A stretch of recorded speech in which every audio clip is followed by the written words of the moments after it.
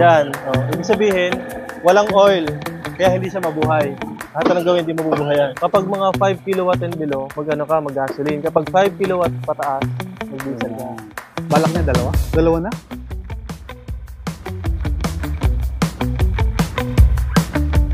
Ang liit lang.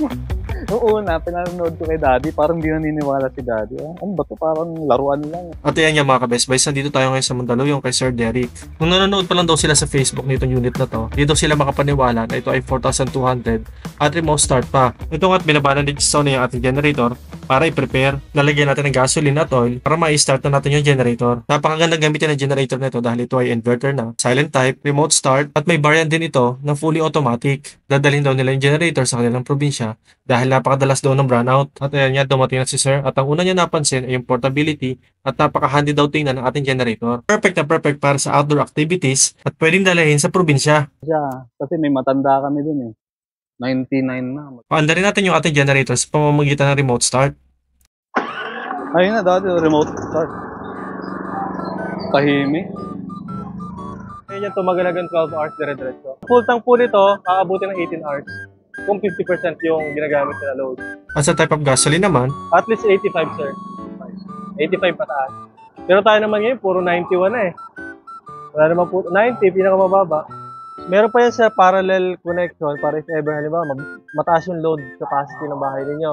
Pwede nyo bumili pa ulit kayo ng isang ganito, tapos pagsasamahin mo siya, tapos sa parallel kit ka nakukuha. So, 4,200, magiging 8,400 na. Kaya rin ito, sir, mag-welding, kayang ref, ilaw, electric fan, aircon. Aircon na kaya na 1 horsepower. 1 horsepower, sir, at least 2. Kaya pa niya. Lalo na kung inverter, sir. Pag malaking load po, mas maganda diesel. Pero pa mga maliliit lang na load, kapag mga 5 kilowatt and below, mag-gasoline. Kapag 5 kilowatt pataas, mag-diesel ka. Ang kagandahan lang po dito, inverter na siya, tsaka silent type. Yun yung hindi mo mayaalis sa diesel. Kasi ang diesel, automatic maingay yun. Vibration pa lang nun. Talagang nagwawala na eh. Reklamo kapit pa. teka, bakit parang may makati sa ulo ni Sir Derek? O, Diyos to na, isang matamis ng ngiti naman dyan. Hey! Yung unang nilang generator doon, yung open, yung parang chassis lang na gano'n. Aha, yung frame lang. Ang ingay. Nagagalit na yung kapitbahay. Ay, malayong-malayo yung surog yan doon. Ang kadalasan lang na servicing niya, sir, carburetor. Kapag nakalimutan mo mag-drain ng gasoline sa carburetor, tapos matagal mo na siyang hindi nagagamit, doon lang siya nagbabara. Okay. Meron naman tayong intervention para hindi mangyari, sir. Itong carburetor niya, i-drain mo lang to, sir. Tusan mo lang siya para ma-drain yung laman niya. Okay. But be sure na itong fuel line ay naka-off para Wait, ito na yung pinakagusto kong part. Lumabas si ma'am at naging sales agent ka rin. pag-drain nung Hindi papasok ng ano. hindi galing sa tangke yung drain, dito lang. Originally, isa lang dapat yung unit na bibili ni Sir Derek. Pero parang wina-work na rin ni ma'am na bumili yung kanyang sister from Canada ng isa pang generator. Hey!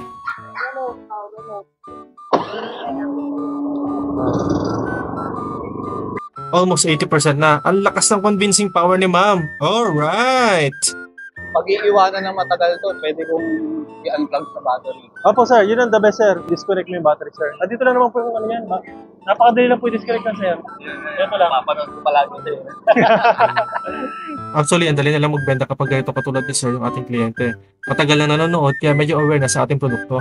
Balikan naman natin si ma'am. Kamusta na po ba ang sales natin dyan?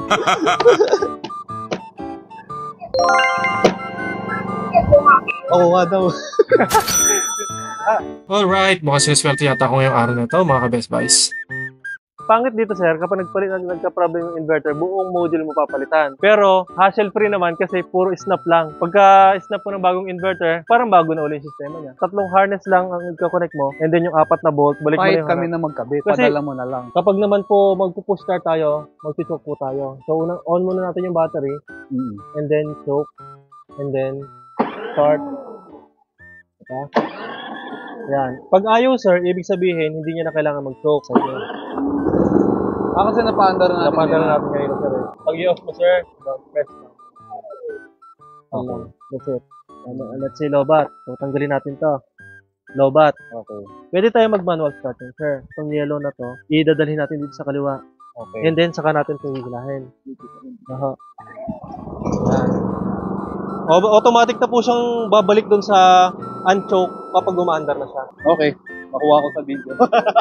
Kapag kasi na-deliver kami na ganito, nakakapag-share ako ng mga ideas na maaari nilang idagdag sa connection or sa setup ng kanilang generator para sa mas komportableng paggamit ng ating machine. Dito nga tinuruan ko sila na gumamit ng changeover switch para hindi na sila magmamanual, double throw. So in the middle of the night, kung sakali man na mawala ng kuryente, remote start na lang, mabubuhay na yung generator at pag bumalik naman yung kuryente ng main line, ay i-remote off na rin natin yung ating generator para hindi na tayo bumangon pa. Ngayon, i-test natin kung gagana siya kahit walang oil. Di ba hindi pa natin nalagyan, sir? Ito, wala pang laman yan. May gasolina siya, di ba, sir? Start natin siya. So, yan, sir, oh. Ito po, may ano siya, may yellow. Indicator. Yan. Oh, ibig sabihin, walang oil. Kaya hindi siya mabuhay.